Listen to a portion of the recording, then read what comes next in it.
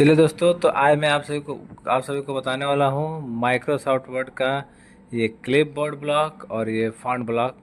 तो हमारे वीडियो में बने रहिए अंत तक और वीडियो को बहुत ही ध्यान से देखिएगा, तो वीडियो आपको समझ में आएगा। चलिए मैं स्टार्ट करता हूँ। सबसे पहले एक कॉल और रैंड बैटविन का प्रयोग करते हुए मैं एक ऑटोमेटिक कुछ पैराग्राफ लिखूँगा। हमारे स्क्रीन पे पैराग्राफ आ चुके हैं। मैं इसको थोड़ा सा बड़ा करूँगा, जस्टिफाई करूँगा। इसके बाद देखिए दोस्तों, ये जो क्लिपबोर्ड ग्रुप या ब्लॉक होता है, इसके अंतर्गत 4 ऑप्शन पाए जाते हैं। सबसे पहला ऑप्शन होता है पेस्ट, उसके बाद आता है कट, उसके बाद आता है कॉपी, फिर फॉर्मेट प्रिंटर। तो हम लोग एक एक करके सीखेंगे इन सब का यूज करना। दोस्तों सबसे पहला ऑप्शन दिया होता है यहाँ पे कट। कट का मतलब होता है किसी शब्द को या किसी पैराग्राफ को एक जगह से हटा कर दूसरा जगह पे रखना। जैसा कि मैं यहाँ पे कर पा रहा हूँ, यहाँ पे मैंने इसको कलर कर दिया। अगर जैसे इस तरह से कलर कर दिया, मैं चाहता हूँ कि ये पैराग्राफ यहाँ से कट के यहाँ पे आ जाए। तो इसके लिए सबसे पहले हमको माउस से ऐसे सेलेक्ट करना होगा। सेलेक्ट करने के बाद दोस्तों यहाँ पे ऑप्शन दिया कट का प्रयोग करेंगे। देखिए वो पैराग्राफ यहाँ पे समाप्त हो चुका है। हमको जहाँ पे इसको रखना होगा वहाँ पे ला करके इंटर बटन दबाएंगे ताकि नीचे आ जाएंगे। इसके बाद यहाँ पे पेस्ट का ऑप्शन दिया हुआ है। पेस्ट का मतलब होता है चिपकाना, या इस पर जैसे हम लोग क्लिक करते हैं जो पैराग्राफ हमारा ऊपर था वो कट के नीचे आ चुका है। तो ये था हमारा कट। इसके बाद दोस्तों बारी आती है हमारी कॉपी की। कॉपी का मतलब होता है नकल करना या किसी भी चीज़ को बार बार रिपीट करना। जैसे कि ये चीज़ यहाँ पे बना हुआ है, किसी की फाइल है, इसी चीज़ को मैं चाहता हूँ कि बिना लिखे इतना बार बार आए, बहुत ज़्यादा बार आए। तो इसको क्या करूँगा, मैं सेलेक्ट कर लूँगा ऐसे, और यहाँ पे कॉपी का ऑप्शन दिया है, कॉपी पे क्लिक कर लूँगा। इसके बाद कॉपी करने के बाद यहाँ पे पेस्ट करना होता है। जैसे पेस्ट पे क्लिक करूँगा, देखिए ये एक बार और कॉपी हो चुका है। या हम कह सकते हैं कि अगर मैं यहाँ पे कुछ नंबर्स लिख देता हूँ, ऐसे नंबर लिखा हूँ मैं चाहता हूँ कि ये नंबर बार बार आए, तो इसको सेलेक्ट कर लूँगा और कॉपी पे क्लिक करूँगा और पेस्ट करूँगा। जितनी बार पेस्ट करूँगा उतनी बार आता रहेगा। देख सकते हैं कि हमारे स्क्रीन पे ये कॉपी होकर बार बार आ रहा है। दोस्तों हमने सीखा अभी कट और कॉपी पेस्ट के बारे में। और ये जो फॉर्मेट प्रिंटर है ये बहुत ही इम्पोर्टेंट्स है। तो फॉर्मेट प्रिंटर को जानने के लिए ध्यान से देखिएगा आप लोग। देखिए फॉर्मेट प्रिंटर क्या होता है कि जैसे कि अभी मैं किसी हेडिंग को थोड़ा सा अट्रैक्टिव बना लेता हूँ, इस हेडिंग को अच्छा सा स्टाइल दे देता हूँ। यहाँ से इसके साइज़ को थोड़ा सा मैं बड़ा कर लेता हूँ, यहाँ से कलर वगैरह इसका चेंज कर लेता हूँ, अंडरलाइन कर लेता हूँ। इसके अलावा यहाँ से कुछ और टेक्स्ट की स्टाइल इसका मैं चेंज कर लेता हूँ। अब दोस्तों इसी के तरह से ये जो हेडिंग बनाया गया है, इसी के तरह से नीचे और भी सारे हेडिंगों को बनाना होगा। तो हमको बार बार ऐसे सेलेक्ट करने में समय लगेगा। बार बार सेलेक्ट करेंगे, यहाँ से साइज़ को बड़ा करेंगे, बोल्ड करेंगे, इटैलिक करेंगे, अंडरलाइन करेंगे, बहुत सारे चीज़ करना पड़ेगा।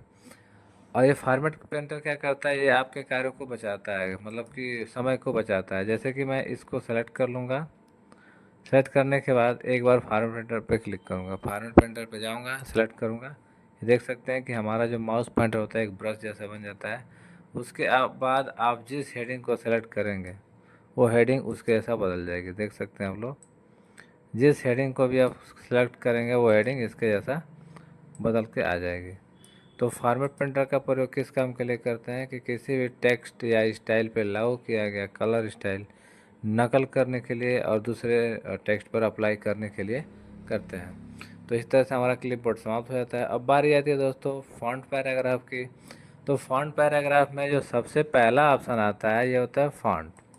फॉन्ट फैमिली कर सकते हैं या फॉन्ट कर सकते हैं। फॉन्ट का प्रयोग किस काम के लिए करते हैं दोस्तों, तो अगर मैं बता दूं तो फॉन्ट जो होता है हमारे लिखे गए टेक्स्ट की स्टाइलों को बदलता है या हिंदी इंग्लिश में लिखने के लिए इसका प्रयोग करते हैं। जैसे देखिए स्क्रीन पे मैं दिखा रहा हूँ, मैंने इसने टेक्स्ट को सेलेक्ट कर लिया और यहाँ पे जाऊँगा तो यहाँ पे टेक्स्ट की स्टाइल देखिए बदलती जाएंगी।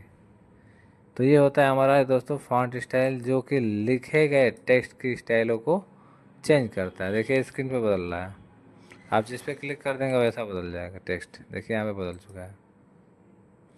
इसके बाद बारी आती है दोस्तों ये फ़ॉन्ट साइज़ की। फ़ॉन्ट साइज़ का मतलब होता है टेक्स्ट की साइज़ को बड़ा या छोटा करना।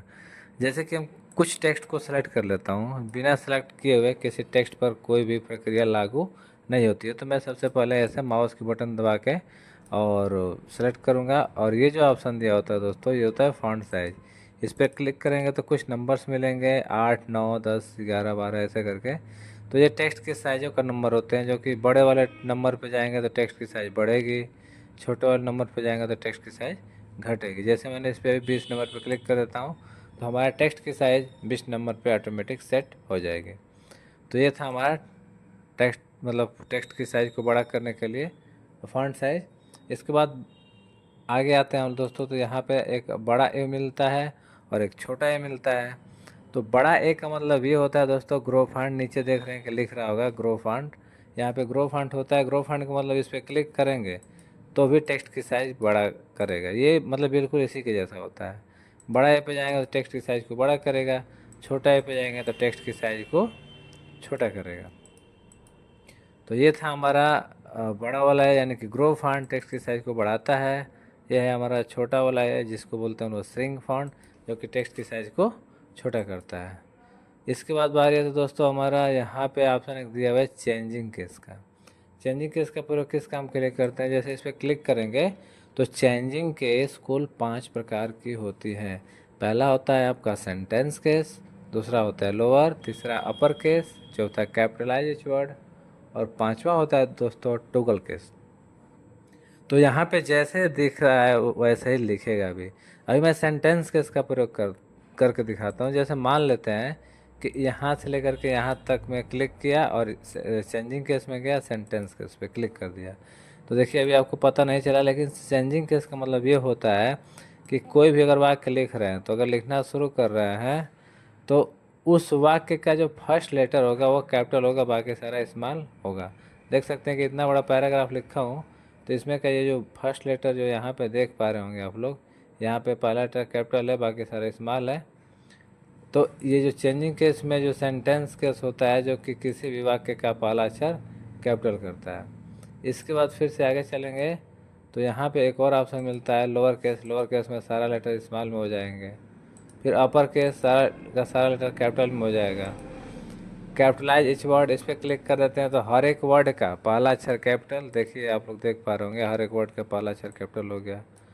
और इसी में दिया है टूगल केस। टूगल केस का मतलब होता है हर एक वर्ड का पहला अक्षर स्मॉल, बाकी सारा कैपिटल हो जाता है। तो इसके बाद हम लोग इसको सेंटेंस कैसे रहने देंगे। इसके बाद बारी आती है दोस्तों बी। बी का मतलब यहाँ पर दिया हुआ है बोल्ड। नहीं, इसके पहले मैं इसको मैं बताता हूँ। अभी इसको देखते हैं, ये छूट गया है। ये होता है क्लियर फॉर्मेटिंग।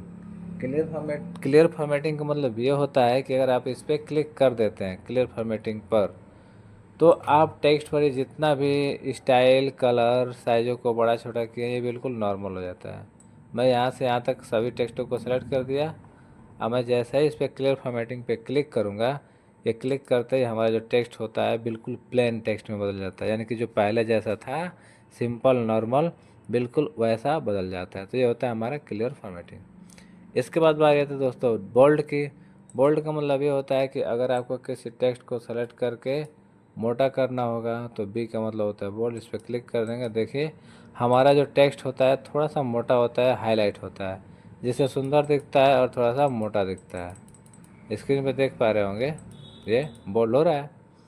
इसके बाद ये इटैलिक वगैरह होता है हेडिंग बनाने के लिए। जैसे मैंने यहाँ पे लिख दिया सी कंप्यूटर, कंप्यूटर लिख करके और इसको सेलेक्ट किया मैंने यहाँ से यहाँ तक, और साइज़ को मैंने किया बड़ा, यहाँ से बोल्ड किया। और ये इटैलिक, इटैलिक का मतलब होता है तिरछा करना। इस पर क्लिक करते ही हमारा जो टेक्स्ट होगा या तिरछा हो जाएगा। इसके बाद दोस्तों बारी आती है हमारी अंडरलाइन की। अंडरलाइन पे क्लिक करते ही हमारा टेक्स्ट के नीचे एक रेखा लग जाएगी, जिसको हम लोग बोलते हैं अंडरलाइन। अंडरलाइन हमारे शब्द को रेखांकित कर देता है। इसके बाद इसके ठीक डाउन एरो पे क्लिक करेंगे तो यहाँ पे कुछ स्टाइलें मिलेंगी, जो कि हमको जो पसंद आएगा उन स्टाइलों को लगा सकते हैं। मान लीजिए मेरे को ये वाली स्टाइल पसंद आ गई, ये हमने लगा दिया। देख सकते हैं यहाँ पे नीचे दिखा रही है। और इस स्टाइल का कलर यहाँ से चाहे तो बदल सकते हैं, रेड में, ब्लैक, ब्लू जो भी हो लगा सकते हैं। इसके बाद दोस्तों बारी आती है हमारा ABC, यानी कि इसको बोला जाता है स्ट्राइक थ्रो। अगर इतना सेंटेंस लिखा गया है, इतने में से मान लेते हैं कि ये 2 लाइन या कोई एक लाइन पूरा का पूरा गलत है, तो हम चाहते हैं कि लाइन गलत भी दिखे और मिटे भी ना। तो इसको सेलेक्ट करेंगे, माउस के द्वारा इसको सेलेक्ट कर लेंगे पहले। और यहाँ पे एक ऑप्शन दिया होता है स्ट्राइक थ्रो का। इस पे जैसे ही क्लिक कर देते हैं हमारे टेक्स्ट के बीच यानी कि लाइनों के बीच एक क्रॉस लाइन आ जाती है, जिससे स्पष्ट हो जाता है कि ये लाइन गलत है। तो अब हम जानेंगे यहाँ पे जो ये सब स्क्रिप्ट का ऑप्शन है इसके बारे में।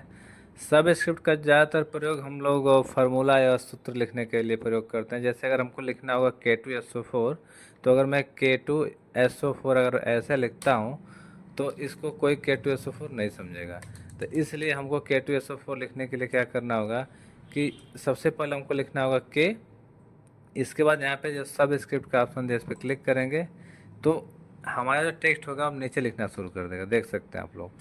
तो अब 2 हमने लिख लिया, अब फिर इस पर क्लिक कर देंगे हट जाएगा। उसको SO और 4 लिखना है, फिर इस पर क्लिक कर देंगे, फिर 4 नीचे नीचे की तरफ लिखेगा। तो जो सब स्क्रिप्ट होता है या किसी भी टेक्स्ट के नीचे की तरफ लिखता है। तो आप लोग देख सकते हैं कि मैं K2SO4 लिख चुका हूँ। मैं फिर इसको हटा दूँगा, H2 लिखना है तो फिर H लिखूँगा, फिर इसको अलाउ करूँगा, फिर से 2 लिखूँगा, इसको हटा दूँगा और O लिखूँगा। और ये लागू रहता है तो हमेशा वो नीचे के तरफ से लिखता रहेगा, इसलिए जब काम हो जाए तो इसको बंद कर दीजिए यहाँ से। इसके बाद अगली बारी आती है दोस्तों, यहाँ पे अगर हमको 10 के पावर -12 लिखना है तो 10 लिखने के बाद अगर -12 लिखता हूँ तो इसको कोई -12 नहीं समझेगा। तो 10 को पावर के रूप में लिखना है तो यहाँ पे मैं क्लिक कर दूंगा और यहाँ पे लिखूंगा माइनस, इसके बाद 12। तो देख सकते हैं ये पावर के रूप में लिख चुका है। तो इसका प्रयोग करते हैं दोस्तों हम लोग किसी भी टेक्स्ट को पावर के रूप में लिखने के लिए। अगली बारी आती है दोस्तों हमारा टेक्स्ट इफेक्ट। तो टेक्स्ट इफेक्ट के लिए मैं कुछ पहले टेक्स्ट लिखता हूँ, इसके बाद ये जो ऑप्शन दिया होता है टेक्स्ट इफेक्ट, जैसे किसी भी टेक्स्ट को सेलेक्ट किए और यहाँ पर गए तो यहाँ पे अगर आपको जो टेक्स्ट स्टाइल अच्छा लगे उस पर क्लिक कर देंगे, वो ऐसा बदल देगा। तो स्क्रीन पे आप लोग देख पा रहे होंगे कि हमारा टेक्स्ट बदल चुका है। ये होता है टेक्स्ट की स्टाइल को बदलना, स्टाइल को चेंज करना या हेडिंग बनाना। तो यहाँ से हम लोग लिखे हुए टेक्स्ट के स्टाइलों को चेंज कर सकते हैं। अगली बारी आती है दोस्तों हमारा टेक्स्ट हाईलाइट कलर का। तो जैसे ये क्या होता है कि कभी हम लोग नोट्स पढ़ते हैं या कोई भी किताब वगैरह पढ़ते हैं तो कोई इंपॉर्टेंट शब्द लगता है तो उसके इम्पोर्टेंट शब्द लगता है तो उसके नीचे रेड लाइन या अंडरलाइन कर देते हैं या उसको हाईलाइट करते हैं। तो उसी तरह से MS वर्ड में भी अगर किसी शब्द को आप इम्पोर्टेंट बनाना चाहते हैं तो उसको सेलेक्ट कर लीजिए और ये टेक्स्ट हाईलाइट कलर पे यहाँ पे क्लिक कर लीजिए और यहाँ से आपको जो कलर अच्छा लगे उस पर एक बार क्लिक कर दीजिए, वो हाईलाइट कर देगा। जैसे मैंने इसको किया, फिर यहाँ पे इसको किया, यहाँ पे मैंने इसको भी दे दिया। आपको जो कलर बेस्ट लगे वो कलर दे दीजिए। तो आप लोग देख सकते हैं कि हाईलाइट हो चुके हैं। तो ये होते हैं हमारा टेक्स्ट हाईलाइट कलर। इसके बाद बारी आती है अगला हमारा ये टेक्स्ट कलर का या फॉन्ट कलर का।